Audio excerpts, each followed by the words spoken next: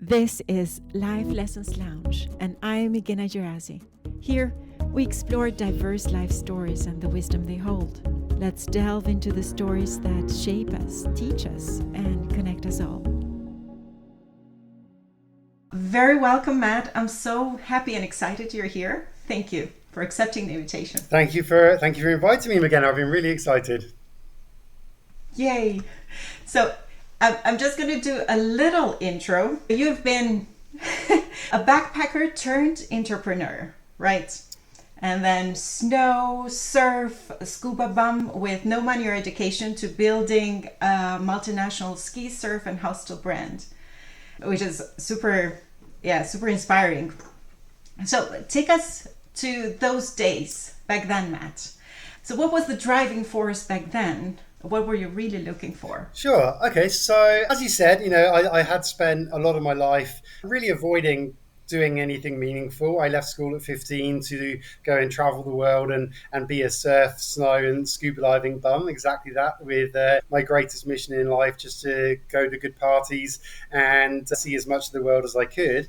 And I'm afraid that my driving force was nothing more meaningful than the fact that I turned 29. And when your birthday ends in a 9 and the next one ends in a 0, you tend to have a bit of a panic about the fact that you should probably do something with your life because there's a big milestone coming up. So my initial shake into action was quite simply that, turning 29. Yeah, but how did you get the idea to start your business back then? When I first realised that there was something that I needed to do, I pulled together a group of friends. We went to the pub and said, "Let's start a business." And we had a bit of back and forth. We were a group of unruly snowboarders who had been traveling the world. We None of us had really any education or appropriate experience or any money, and we actually just started to look around for sort of opportunities that we thought that we would like to do. So yeah, that was what started it off, a conversation in the pub. And then what happened was that I managed to sort of pull a group of friends together who each managed to scrape together a couple of £1,000s each. We found a ski chalet in France available to lease, and started off very badly at the beginning, running ski and snowboard holidays. And what happened? How did it go? Okay, so I mean, as you can imagine, at the beginning, it was interesting, shall we say. I couldn't speak French, I couldn't cook, and I was the designated chef. I had no idea how to run holidays or anything like that. But one thing that we had stumbled on was the fact that we had a differential in the sense of the ski chalet industry at the time was very, very stuffy. It was very sort of driven towards upper class people to families. Food was served in little piles. And so we saw this and said, look, we're a bunch of 30-year-old guys. We want to go on a snowboarding holiday, but there's nothing for us, like what we want out there. And so we almost had a benefit of naivety in that we didn't know how things should be done in the industry. So we opened up this rickety little ski chalet. We put record decks in the lounge. We started cooking, sort of great big home cooked pots of bolognese, because that's all I could cook, and actually approached it in such an informal way that actually we'd purely accidentally tapped into a gap in the market, which resonated with other people who had the same values and wanted the same things from a holiday. So from there, I mean, after making mistake after mistake, I actually, because I was incredibly stubborn and was incredibly driven to succeed from that sense, I'll skip forward a little bit. Over the course of a decade, managed to build that into a chain of ski and snowboard chalets, surf camps, and backpacker hostels around Europe and North Africa, and basically did so by just being resilient and determined and learning as quickly as I could from the things which worked and the things which didn't. That's so impressive, though. Like taking on especially the cook part. when you know nothing to cook, but doing something I that shudder now. I shudder now at some of the dishes courage. which I fed people. But there was once we had a group of Australian backpackers who were living in London who came out for the holiday, and I'd spent all day basically cooking this big pot of bolognese to be able to put into a lasagna. And just before I was due to serve it for dinner for them, I dropped it on the floor, and so they came into the kitchen and they were like, mate, just scoop it back in, put it back in the pot. We don't care. And then I realised at that point that we had a very particular target market. We were not dealing with the stuffy upper class clientele that a lot of ski chalets were dealing with, and realised that actually, I mean, that's not a habit I got into, by the way, of scraping our food back up off the floor to serve to people. But the fact that we were really sort of dealing with informality and relaxed people sort of really became our unique selling point. Oh, that's beautiful. Lovely that you said you tapped into that market that, it was not covered. It was accidental, but it was definitely the driver of our success at the time. Nice. And what were some of the assumptions that you held back then that actual reality crashed them? There was an awful lot of things that I did at the beginning which felt like common sense, which proved to be wrong. Like, for instance, I very much at the very beginning, I took on everything myself. I was working 18 hours a day, 100-hour weeks for 6 or 7 years at the beginning, by doing things like the spreadsheets myself, and the shopping myself, and the bookkeeping myself, and all of this kind of stuff. And so it didn't serve me, in hindsight, of course, it didn't serve me at all. And so, but I thought I was saving money. I thought, okay, well, it's better that I do these things myself. If I want these things doing, I'm the best person to do them. These assumptions were completely wrong. And I sort of, with a lot of reflection time that I've had about the beginning of that business, and in a way that I sort of help other entrepreneurs with now, is actually really getting in line with your own energies and your own, not just skills and passions, but where you work the best. And by actually moving entrepreneurs into that position, and then actually developing the sort of bravery to delegate and automate as well certain things within a business, allows the entrepreneur to be able to drive the business forward in a lot better way. And I made that mistake for a very long time. So that these are the lessons learned in a way That was business. certainly one of the biggest, and unfortunately for me, I didn't learn it quick enough, and I didn't really learn it at the time either. It kind of came from my reflection periods afterwards. Because at the time as well, and it's a bit of a cliche phrase, but there is a phrase which is how entrepreneurs need to spend an awful lot of time working on their business rather than in their business, which again, was something that I didn't learn for a very long time. So what other learnings have you had? From from the actual business itself, one of the greatest successes that I had accidentally, right before I start telling you about some of the things that went wrong, one Yes. of the greatest successes that I had was that I really, for lack of a better phrase, almost sort of built a movement, built a group of mission aligned people who wanted the same thing, who shared the same values. And certainly from a business perspective, to be able to attract a team of like-minded people who share a mission and share values actually builds a sort of network of ideal staff, ideal customers, sort of ideal referral partners. And it all comes from actually having clarity on the mission, vision, values of what you're doing.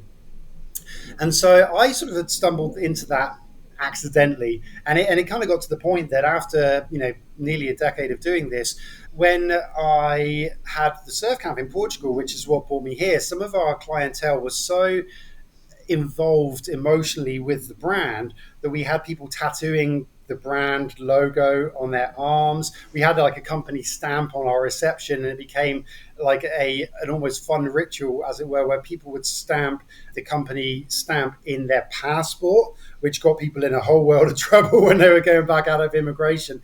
But people would just really bought into the values of what the brand was, and essentially build an almost tribe, almost in the way that Harley Davidson drivers, you'll always see them with their Harley Yeah. Davidson tattoo and their matching jackets. And it's not just about the quality of the bike, because there are better bikes out there, but the fact that there is a sort of common belief and common drivers within their audience, and that community gets built, is incredibly strong. But I'm curious, how did you manage to do that? Okay, I'm not going to give myself any credit. It was accidental. However, again, Oh, stop it. upon reflection, I, I've always been very values driven, and I'm not very good at essentially pretending to be something I'm not. So what I did, when building this business, it wasn't just about delivering a nice holiday for people with top class food or anything like that. I'd always be, from my background in my 20s of being a backpacker and a traveler, I had this absolute passion for seeing the world, for sharing the best experiences that the world has to offer, for living, excuse the corny phrase, but living the best life that you can. And so was so driven to be able to give that to other people that it actually began to show through in the marketing material and the staff that I picked, and the way that we treated people. That instead of wanting just to sell somebody a holiday, we wanted to help them experience really the best that life has to offer, whether it's sort of learning to surf and catching your first wave, or looking at the mountain view and realizing how incredible the environment is. It was really just about developing that within people, which is how we really sort of attracted people to that mission. So, what has happened to the business? Does it continue to exist now? Well, Or? fun story. No, after 10 years, and as I said, I built this into there. We had 55 staff. We were in France, Portugal, Morocco. We had a sales company in the UK, a holding company in the Netherlands, and what actually happened, at first, initially, the business collapsed almost seemingly overnight in 2017. And so, of course, at first, I would point the finger at, Brexit or external events or whatever it was. But then very quickly I realized that wasn't serving me at all. And so I really turned my reflection inwards upon myself to really try and learn about what I'd done wrong, and how people could avoid making the mistakes that I made. And it was a really horrific time. I mean, not just from a sort of logistical or financial point of view, because at the time, I'd always only paid myself minimum wage. So I was completely broke. £250,000 of company debt got passed on to me personally. Sort of bankruptcy and homelessness loomed. I'd actually, one time I packed up my stuff to go and live in the car with me and my girlfriend and 6 dogs and a cat, which luckily we managed to avoid. But I think worse than all of that, really, when it went bad at the end, was the loss of identity in myself, and the loss of purpose that I had, because it wasn't just the previous 10 years that this is what I wanted to do. When I first left home to go traveling at 15, the first backpacker hostel surf camp that I walked into at 15 years old, I knew that was my path. I knew that that's what I wanted to do with my life, even though it took me 15 years to actually take any action upon it. But it was that loss of identity, really, which was just such an incredible trigger for me becoming more introspective, and really learning about the deeper purpose in life and how that can benefit people. So, the loss of identity. So, how tell us about your journey. Like, how did you find or recover Yeah, like it that? was it was I mean, I can't really explain to you how incredibly horrible it was. It really, there was all self-worth disappeared, all sort of any feelings of sort of self-confidence or reason for being disappeared. And then gradually what I did was that over the course of the business, what I'd always wanted to do was to be able to make my business be good for the world, and be sort of net positive, and actually try and make the world a better place. And aside from obviously enabling people to have a nice time, by the end I was encouraging 10,000 people a year to get on a plane to come and stay at one of my places. So certainly environmentally, I'd become part of the problem. And so after the business went down, and that idea really started to sort of play on my mind, and realize that actually, not only was this an opportunity to actually start doing good for the world, but actually I began to feel like I had a duty to share the experiences and lessons that I'd had as an entrepreneur with the entrepreneurs who were actually genuinely making products which were good for the world. So whether it was climate tech or whether it was a nature regeneration project or something like that, I felt like I had that sort of hands dirty entrepreneur experience to be able to share with people. And so basically over the course of a few years, this is what led me to my sort of my positioning of where I am today.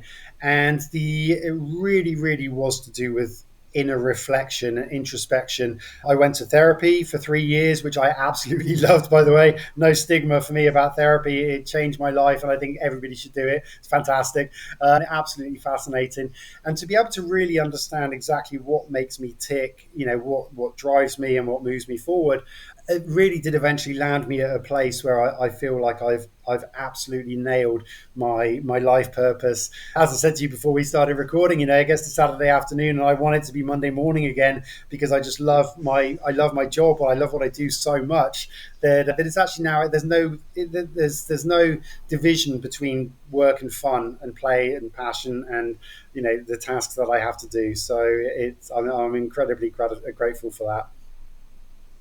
And Matt, what's your purpose now?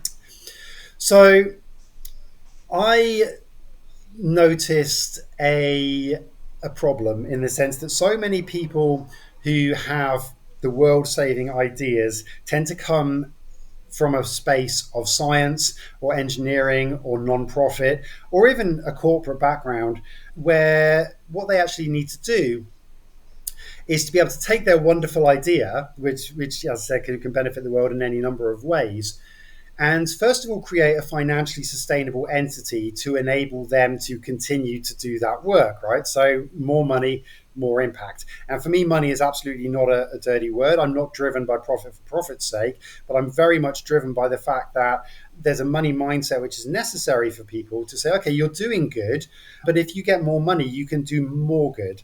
So that's part of it. But then the other part of it is that obviously these people need to be able to understand what it's like to function as an entrepreneur, to be able to function as a business. And so where I've landed now is basically the very informal, jargon-free. I mean, as you know, I don't have the MBA or anything like that. The informal, jargon-free understanding of what actually being an entrepreneur is like, and what parts skills you need to develop to be able to create this financial sustainability within the organization. And finally, the last part, which I've noticed, which I love to help people with, is the fact that a lot of people who develop these kind of projects or solutions for the world are really terrible at communicating the value. They sort of go out to the world and say, look at this thing that I've invented. It's very data heavy. It's very facts driven. It's very dry. And it's not actually sort of moving the needle as far as public perception is concerned, or even public awareness of the problem is developing. And so by developing really strong communication strategies and actually repositioning this all as storytelling rather than technical product developing, then that's actually how people can begin to move the needle to get the public invested in their mission and to be able to actually really make a real impact. And what's the definition of success for you right now? I'm working with several different entrepreneurs now in different fields, and even I feel a bit of a hypocrite, because while I work with people so clearly to say, set a clear vision of what it is that you are trying to do, I feel that every single day that I can move forward with one of the impact entrepreneurs that I work with to create an extra tiny win, be able to make one more person aware of their story and their cause, then I just want to keep doing that, because I've noticed something actually. I've got a couple of haters recently in LinkedIn who, when I present solutions to problems, people will come into the comment section and say, well, that's not perfect and that's no good because we need to reset society or totally rethink capitalism and stuff like that. However, for me, that's not the right attitude, because for me the right attitude is stepping stones. We can't click our fingers and reset society as much as we want to. So for me, every single stepping stone towards a better future is a massive success. And for me, every single day, that I have a massive success with a client, even if it's having one more person signed up to their cause, or they appear in one extra news article or podcast, it's a win because somebody else will learn about their mission, and we slowly start to shift humanity's mindset about how we can get optimistic solutions to the problems that we face. Super interesting. Yeah, well, there's always going to be some haters or I challengers, welcome them. maybe. I welcome them. Well, yeah, that's how you know, I think, that you're on the right path. You're absolutely right, because if you don't have people who disagree with you, you're not going to have people who love what you do. So, there's always the danger of being beige and not rocking the boat and walking straight down the middle, but it rarely makes significant impact. So to make significant impact, as somebody like Greta Thunberg would testify to, you need to rattle a few cages with the people who don't quite see eye to eye with what you're doing. Exactly. But that leads me to the other question, is like, what do you believe now about impact and success that your younger self, or maybe yourself at the beginning of your entrepreneurship, would have found, like surprising or even disagreeable?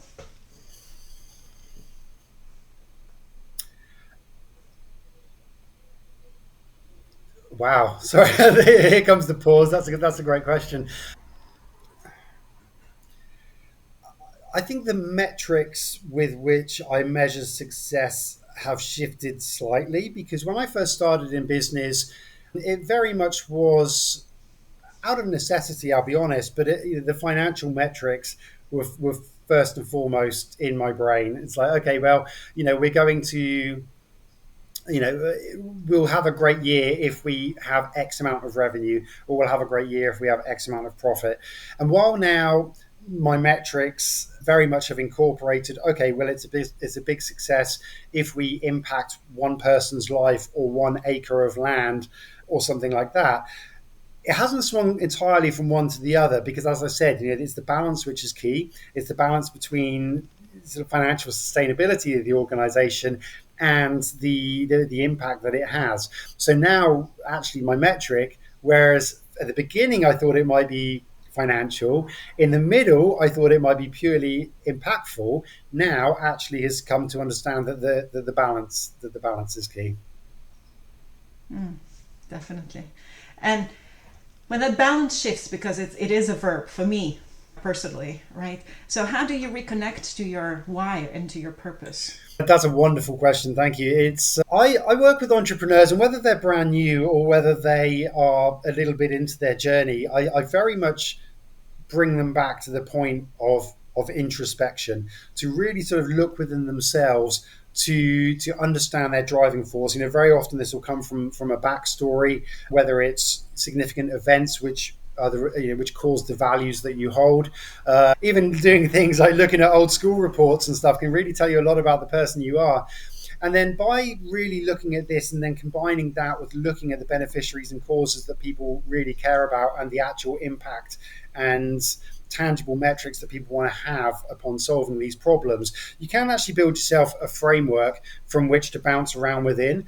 Because the thing about entrepreneurship, it's not like if you develop a product, think it's fantastic, and then go out to the market, you're probably going to be wrong. So there's always going to be the feedback and iteration cycle. So what I really insist that people do, or recommend that people do at least, is to create this framework, as it were, these boundaries that keep people moving towards a North Star in the context of a mission, and then really be prepared to bounce around within that framework, just to move in the right direction. Because being very, solution or product focused can lead you off on a tangent, as you said, which can make it, difficult. If somebody comes along, for instance, an investor, offer you a ton of money, but they're not mission aligned with you, then if you happen to be broke and can't afford to pay your bills at the time, then you can skew off your tangent quite easily. So by having a framework and guidance of mission towards a North Star can give you a bit of leeway to keep moving forward in the right direction.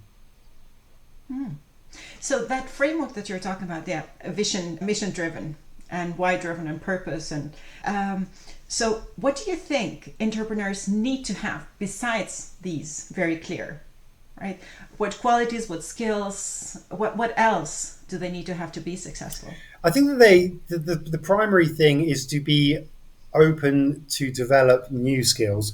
Because for me personally, entrepreneurship has given me so incredibly wonderful attributes, surprising attributes, which I didn't have at the beginning. And they are things I developed along the way, like resilience is one, adaptability is the other.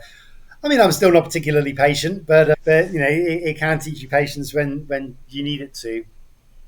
But probably the biggest bit of advice that I would give to sort of new entrepreneurs, which is a mistake that I see all the time and really made myself, was a feeling that they're alone. Was a feeling that they are building something by themselves. Their staff don't quite understand where they're at. Their friends don't understand where they're at, nor do their family. And other entrepreneurs tend to be too busy with their own thing to be able to spend too much time in supporting these entrepreneurs, with their thing. And so it can become a very lonely place. And so the one thing that I would really encourage many entrepreneurs to do once they have this mission framework and boundary, as it were, is to really collaborate, to really find partnerships, to really find other organizations that you can work with, to work as a team. There's a great African proverb which says it takes a village to raise a baby. And so actually by identifying that mission and vision and bringing people on board to help you accomplish that, you don't become a, a sort of sole leader, as it were. You almost become like a guide, as like, okay, guys, this is where we're going. Join me and let's work together to get there. Yes. They're business and business. I find that, that you're saying the feeling lonely part. Like I'm also having, my own business for 8 years now. And as much as you do, collaborations, but it's also the daily life, I think, colleagues and office life that I'm missing a little bit. Yep. Especially since COVID, and as wonderful as Zoom calls are, it's not quite the same as being able to stand at a water cooler. This is I think the things that entrepreneurs miss from Zoom sessions or online remote working. It's not the actual collaboration and work necessarily. It's and excuse my reference to my misspent youth, it is the 10 minutes in the smoking room. It is the standing by the water cooler just chatting about the weekend, because usually on all the Google Meets or Zooms, you don't get that. And so that's what's missing. Yeah. So to be able to build a community of other entrepreneurs or other people in the same space, and making sure that you make time for those nonsense moments which have got nothing to do with work is crucial to our sanity, I think. Yeah, absolutely. So what are you working on now, Matt?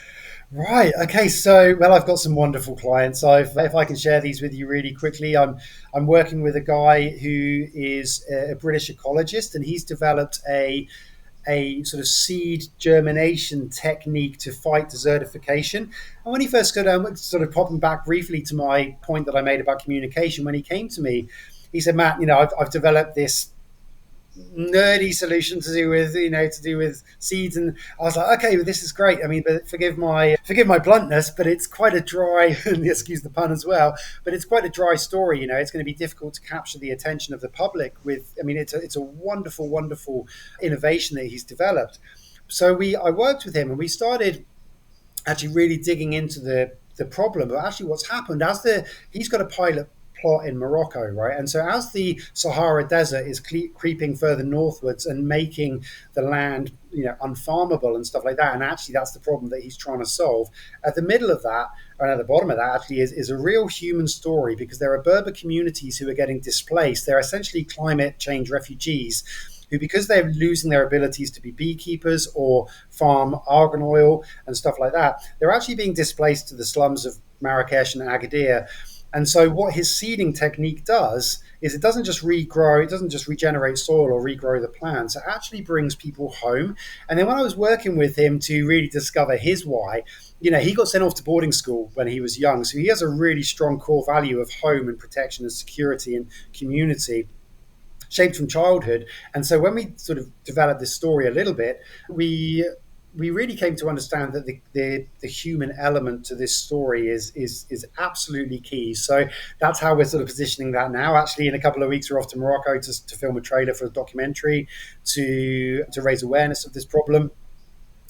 And so, as well as that, I have a couple of other clients, similar things. There's a guy in the UK who's a property developer, and he's noticed a really unheard of problem about bed poverty. And this isn't homelessness. This is kids who have a home who don't actually have a proper bed to sleep in, and maybe they sleep on a couch, or maybe they share a bed with their sibling, and it means they can't sleep properly, and it really affects their development and growth at schools. And so he's launching a new property development company, which traditionally is not a very impactful business. However, he's diverting all of his profits to solving poverty, working with a non-profit to try and get kids to have their own beds to be able to do well in school again. And so these are the kind of people that I'm working with. Absolutely inspirational entrepreneurs. And so, and the last part to that is I'm actually sort of currently in the early stages of building a community of people who want to become impact entrepreneurs, who want to learn more about it, or who simply want to learn more about the solutions that other people are developing. Because the news is a relentless slog of bad news and doom scrolling. And in fact, because I spend my days in this space, I can share that the world is full, just as many problems as there are. There are just as many wonderful, inspirational, optimistic, solutions focused people working on the solutions. And to be able to constantly be surrounded by that is so inspirational, gives you so much hope.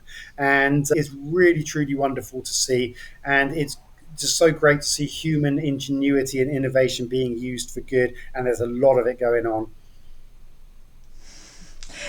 Can see how you lighten up when you talk about your clients and the work that you do. That's lovely because it can see also your purpose coming through as well. Absolutely, and thank you. But yeah, as I said, it's the wonderful thing about purpose is that, and if I can share this just quickly, there's a wonderful study by a guy called Stephen Kotler, which is done on flow state, about how, when humans really get into their best zone to be able to do their best work. And there's a quite simple formula for this. And so they've studied the brain, and this is very, very science based, by the way. This isn't qualitative. Is that when you have a passion, or when you have something that you're really enthused about working on, then it sort of starts to trigger the brain in little ways.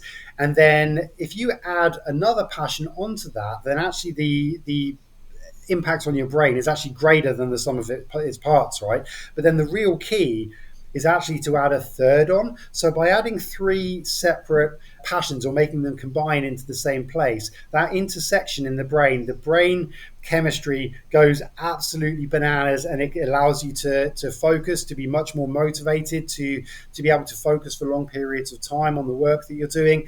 And it's simply a case of sort of layering and compounding the passions and the things that you're curious about. So for me, it's obviously those sort of innovative, future focused solutions combined with entrepreneurship, and then combined with, I can take my pick, really. It's things like meeting and working with different people, because I'm very outgoing and very extroverted and love being with people. But then I've got travel, so it enables me to sort of travel and see the impact that this is having all over the world. But then also, the nature and environment, which I've always loved. It enables me to work on that too. So in fact, I've compounded about 5 or 6 different passions on top of each other, which absolutely just drives me every single day, and is a wonderful source of purpose. Wow, I'm really surprised by that in terms of the study, because it feels like, yes, on top, but and you say the consequence or the impact of that is focus. For me, it's like, if you have too many things, like, how do you focus then on what is? Yeah, so sorry I didn't explain that quite as well Important? as I wanted. It's actually about what's at the intersection of those things. So so Okay. so yeah. So as I said, for me, obviously those different things individually could be all over the place. However, to find my specific purpose was very much I crafted a role for myself in the world to be able to give back, which was very much at the intersection of my backstory, my passions, my values. And yeah, it's almost like on the Ikigai method, right? So Yeah, it's yeah, finding sure. that exact spot in the middle. Yeah, that's true. Matt, is there anything that I haven't asked you that you would like to be included in the podcast? I think the one thing that I'd like to share, which was unexpected throughout this process of really finding purpose, was one of the outcomes. And 6 weeks ago, sorry, I'll try and be as unemotional as I can. 6 weeks ago, I lost my dog, who was my best friend. He was the love of my life. And in the days that followed, I came to understand that what my purpose has given me is resilience. And so I'd always been so terrified of that day. And before I really had my purpose dialed in, I mean, I dread to think what would have happened on that day. But very quickly, when that happened, my purpose is really as well as a sense of duty. It's a sense of duty to help other people and to help the planet. So when your sense of purpose is external, it takes you out of yourself and drives you towards accomplishing a bigger goal, which can almost sort of override your own problems and emotions, and it really translates incredibly well into resilience. And so if there's one thing that people would say to me, hey man, why should I bother finding my, I mean, I hope that's not too much of a unobvious question for people to ask, but if people would say, why should I bother finding my purpose? I mean, yeah, I could just say, happiness, a job that you like, motivation to get up in the morning. But for me, primarily that sense of resilience against what the world will throw at you, and obviously it throws everything at everybody, was perhaps the greatest thing to come out of it of all for me. And I've literally only learned that in the last 6 weeks. Well, first, I'm really sorry about your dog.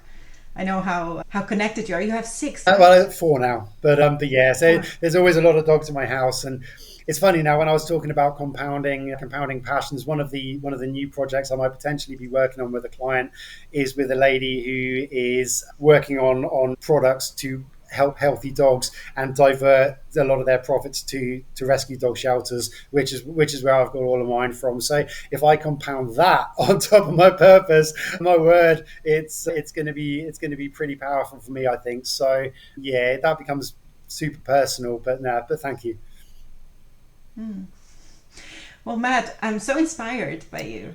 It's for me what comes through. It's definitely the resilience that you spoke about and the courage as well to just do something out of nowhere in a way. And how you talk about it, it's like it feels like there hasn't been so much planning, but there has been an openness of what comes and then picking up on that and building on that. Right. Thanks. So the flexibility that you were talking about, I'm really inspired. Thank you, sir. So Thank kind of you you. to say thank you. But it's I think up until this point, you're exactly right. It really has been a case of just remaining open to understanding myself, being open-minded about potentially, the route that I should take. I think that now, my path is, and again, probably that framework I mentioned is incredibly clear. I'm extremely confident that I will do this work now until the day I die. The thought of retiring is horrible. I mean, I'm not that old yet, but in the future, it's and to have that sort of framework and vision for my life going forward from this point it's just absolutely wonderful. But yeah, as you said, you're absolutely right. To get to this point, I couldn't have got to this point without a lot of experimentation, a lot of exploration, a lot of curiosity, and a lot of curiosity within myself to actually really sort of understand, really what, where my purpose should be. Any last thoughts or advice or tips or anything that you want to say to young entrepreneurs?